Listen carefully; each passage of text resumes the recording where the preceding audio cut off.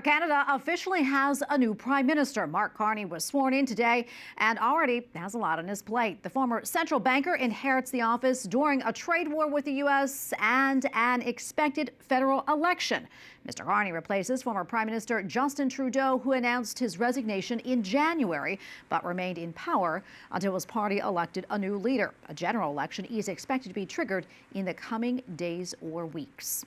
All right, for more, let's bring in Brian Dijkema. He is the president of Cardus in Canada. That is a non-partisan think tank dedicated to clarifying and strengthening through research and dialogue the ways in which society's institutions can work together for the common good. Brian, good to be with you. As you know, Mark Carney was raised Catholic and has remained committed to the faith throughout his adult life. Back in 2015, during the period that he served as governor of the Bank of England, he was named Britain's most influential Catholic by Tablet, which is a progressive UK Catholic newspaper.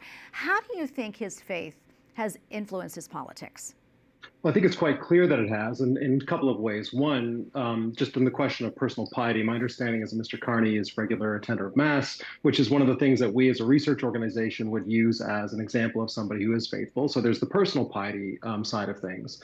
But then there's on the other side, when you look at his politics and you look at the way he does that, there are a couple of examples, particularly on climate and on finance, where it's clear if you compare his work and his writing, for instance, on money, there's definitely an overlap, and it's certainly one that's been informed by Christian social teaching. So I think there is a very clear case that that's there.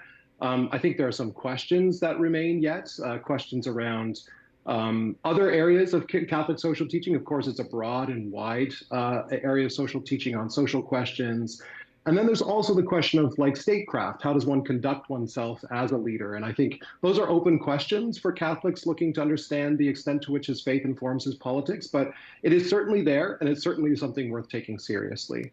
And I kind of want to jump off that, Brian. Despite his reported commitment to his Catholic faith and his publicly stated admiration for Pope Francis, who, as we know, has repeatedly condemned abortion throughout his pontificate, he really is, Carney that is, a big supporter of abortion. How do you think Catholics view him in that light? Well, I'm not sure how Catholics view him in that light. I think what we can see, though, is something that Pope Francis himself talked about. So Laudato Si, for instance, on the environment, it's very clear that Mr. Carney would be in favor of that, loves that doctrine. But the Pope himself has said, look, people across the secular world love Christians for their commitment to things like to the environment, to the poor, to the vulnerable.